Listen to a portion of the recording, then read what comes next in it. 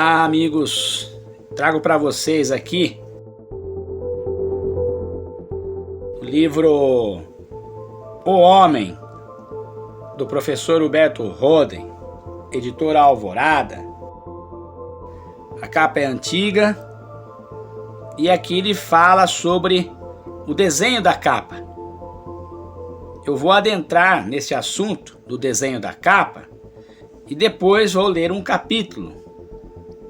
Aqueles que tiverem interesse em estudar esse livro, eu recomendo.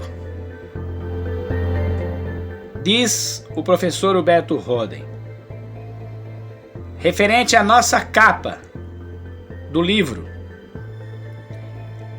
o desenho da capa deste livro representa simbolicamente a origem e evolução do homem, de acordo com o progresso cosmológico, da fonte infinita, representada no fundo do desenho pelo sinal branco, aqui simbolizando pelo sinal branco, o símbolo do infinito, usado na matemática, emana um semicírculo amarelo, simbolizando a luz cósmica primitiva, da qual, segundo Gênesis e de acordo com a ciência atômica, nasceram todas as cores. Aspas, no primeiro período disse Deus, haja luz. Ponto. Desta luz emanaram numerosas chamas de diversas cores e tamanho, representando as criaturas. As chamas escuras representam o mundo mineral, ilosfera. As vermelhas, o mundo vital, vegetal e animal, biosfera. As chamas verdes simbolizam o mundo intelectual, noosfera. Sobressaindo a todas essas chamas menores, se ergue uma grande chama branca, da mesma cor do infinito, representando o homem racional, logosfera, que, como todas as coisas, emana da fonte infinita, criação, e fluiu através de muitos canais finitos, evolução. Este desenho representa graficamente a origem cósmica do homem, em oposição às teorias mitológica e zoológica, e sintetiza o conteúdo deste livro. E agora um capítulo do livro. Por que o espírito encarna? Há estranhas teorias e hipóteses sobre o porquê do espírito individual, emanação do espírito universal, encarna no homem. Há quem pense que esta encarnação seja uma queda trágica, uma punição imposta pela divindade. Outros pensam que a encarnação do espírito seja apenas temporária, que depois de certo tempo o espírito se desprenda do corpo e volte a ser o que era antes, puro espírito. Se assim fosse, teria o espírito perdido o seu tempo, encerrando, depois de milhões de anos, o seu ciclo vicioso. As leis cósmicas são sábias e nada fazem sem sabedoria e finalidade. O espírito individual encarna voluntariamente porque sabe e quer fazer-se maior do que Deus o fez, quer realizar-se plenamente porque é realizável. O espírito sabe que é criador e desce, impelido pelo impulso da sua autocriatividade. Todo o espírito é uma espécie de avatar que procura resistência, porque sabe que sem resistência não há evolução. Mas a evolução, a autorrealização, é a carta magna da constituição do universo. O espírito encarna porque sabe que deve universificar-se. E o dever supera todo o seu querer. Sabe que deve evolver e por isso inicia o seu roteiro evolutivo. Finalmente, quer que o deve. O espírito não demanda a matéria como uma prisão, mas por colaboração. não forma com a matéria uma justa posição mecânica, mas sim uma interpenetração orgânica. O homem é uma entidade inédita e original que nunca deixa de ser homem. A sua jornada evolutiva rumo à autorrealização é seu fim supremo e único. Ele pode aproximar-se cada vez mais da sua meta, mas não pode jamais coincidir ou identificar-se com o infinito, porque entre qualquer finito e o infinito, medeia sempre uma distância infinita. Pode a criatura integrar-se no Criador, mas não pode dissolver-se nele. O Cristo cósmico, quando encarnou na pessoa humana de Jesus de Nazaré, continuou a ser o Cristo e, depois de regressar às regiões cósmicas, não deixou de ser homem.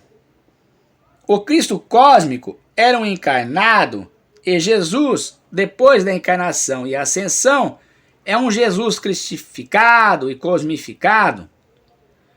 O corpo cosmificado continua a ser corpo, embora não material. Corpo é individuação. O corpo não é necessariamente material, como atualmente, mas continua a ser corpo, isto é, individuação, em qualquer forma de corporeidade, mesmo depois da sua desmaterialização. O corpo cosmificado não está ligado por tempo e espaço, pode estar presente em toda parte, segundo as palavras do Cristo. Aspas, eu estou convosco todos os dias, até a consumação dos séculos. Onde 2 ou 3 estiverem reunidos em meu nome, eu estou no meio deles. Fechar aspas, ponto. Quanto mais nítida se tornar num espírito a consciência da sua essência divina, tanto mais se alarga a sua presença corpórea.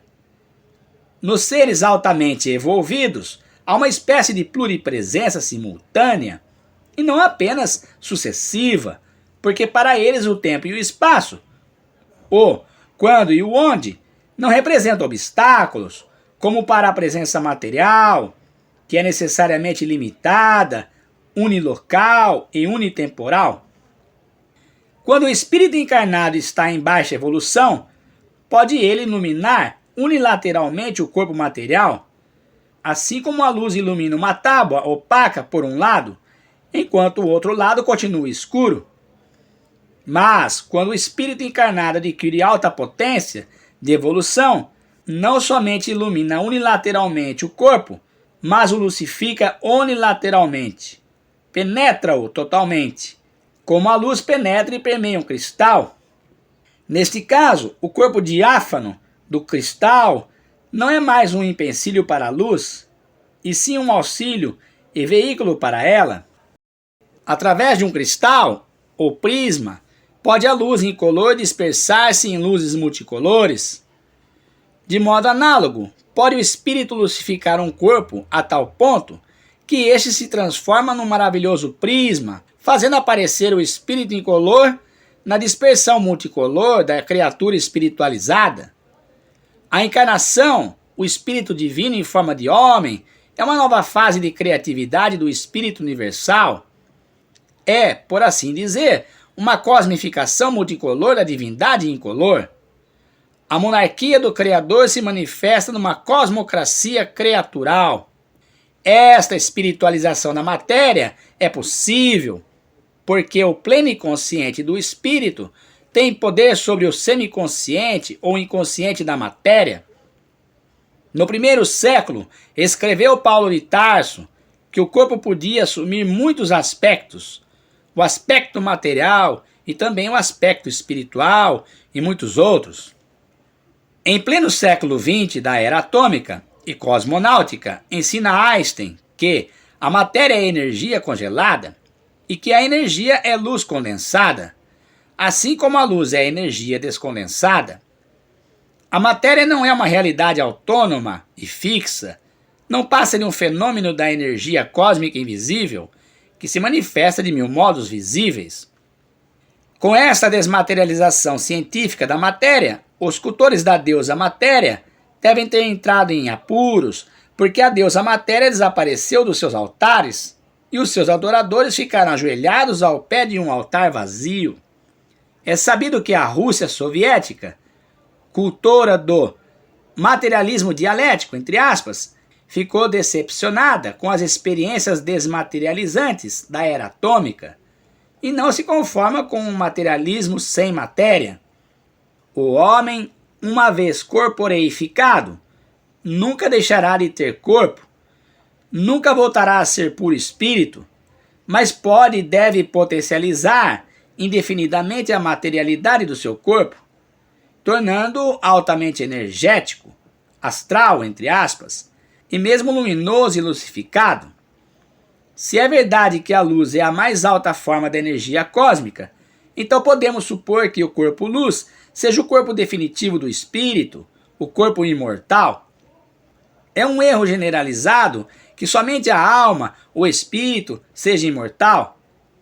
Na realidade, o próprio homem é imortal, ou melhor, imortalizável, e deve tornar-se imortal, lucificando totalmente a natureza do seu corpo pela luz do espírito. As disciplinas éticas pré-místicas, os yamas da filosofia oriental, têm a missão de lucificar e imortalizar cada vez mais o corpo material até o converter num cristal e prisma diáfano do espírito. É este o porquê da encarnação do espírito em forma humana. Trecho do livro O Homem, Huberto Roden, editora Alvorada.